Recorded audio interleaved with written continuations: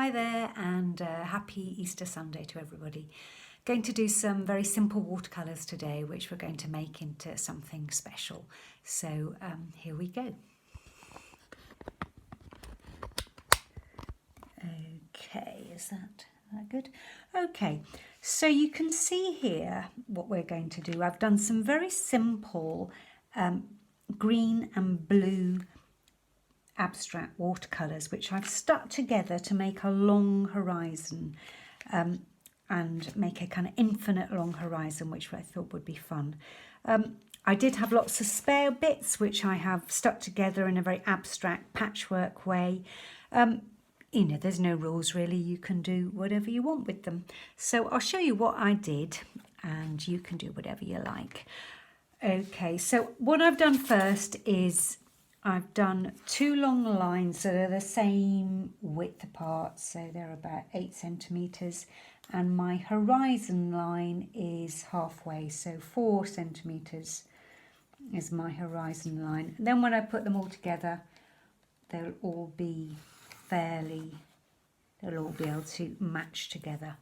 Right, so I'm going to have two sets of paintings there. Now, something I've done before I started this little video was I put some water on the paints I was going to use, because I'm going to want my paints really sort of strong and lots of pigment in the water. So I've got them kind of worked up already. So, right, my first one, I'm going to start with the sky. So I'm going to put a bit of wet on this first little block here, so to get a very nice watery sky. Then I'm going to, have I got that right? Can you see that right? Okay, now I've got my various blues here, which I've, like I said, I've already got them quite wet. So hopefully I'll get a nice dark colour. I'm going to just let that spread about on there.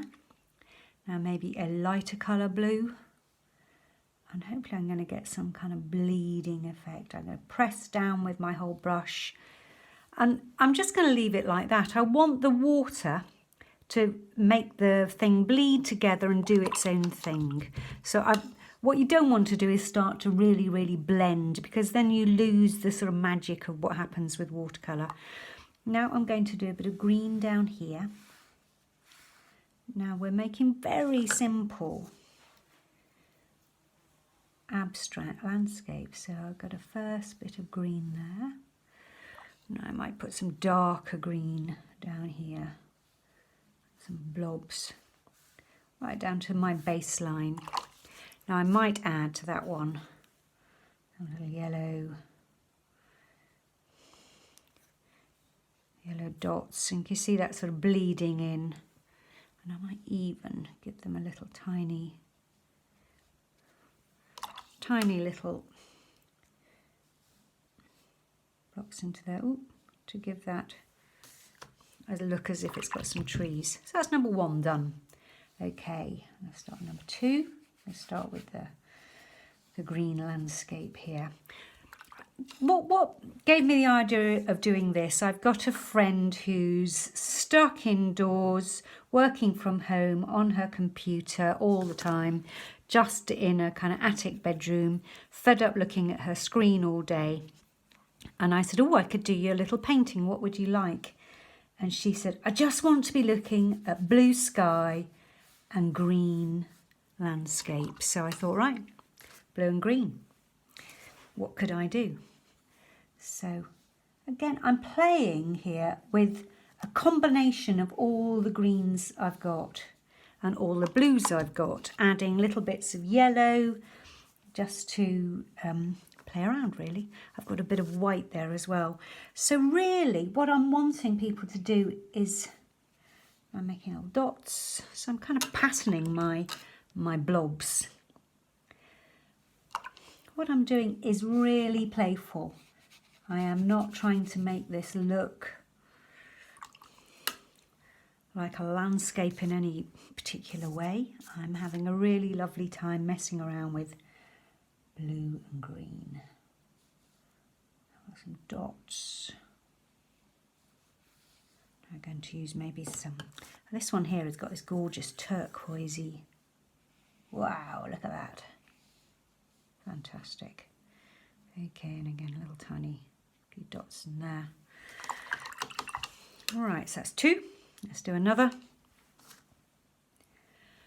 I often, if you notice, put some wet down first because I want that really watercolour-y bleeding look. I might put some white first. See what the blue does. It's slightly yellowy white, which is quite nice. So what the blue does on top of that. Now you really want it, like I say, my very technical term of wetty and painty. I really want a lot of paint and a lot of wet on my brush. You don't want anything too dry here because it will just give you very faint colours. And we want this vivid, gorgeous, dark colours. Yeah, that's nice. All right, let's get a very dark green down here now, seeing as I'm going for, well, I'm just going dry actually with this one. All right, what could I put down there? Another dark green. See if that's any different. Oh yes, look at that. That's a really gorgeous green. So you might not have a whole selection of colours like I have, but you can just mix with a tiny bit of red, mix with a tiny bit of blue and green, play around. I've got an old packet of paints here, so I'm going to have a little play around with that. Slightly different colour blue there. That's looking great. Might add a tiny touch of that lovely of white down there. Oh, look at that. Fantastic. Looks like almost like little sheep or something in my landscape. So you get the idea. I'm going to do a row of more landscapes here, and when they are dry, they do take a little while to dry because they're so wet. And then I've stuck this on a bit of, this was some lining wallpaper paper. I put them so that the horizon line matches all the way along. So I've got this, what I call an infinite horizon. And I think for, you know, the current times, it's lovely to think of that sort of blue sky, infinite horizon is some sort of metaphor, not quite sure what, for a new beginning when this is all over. Okay, have fun.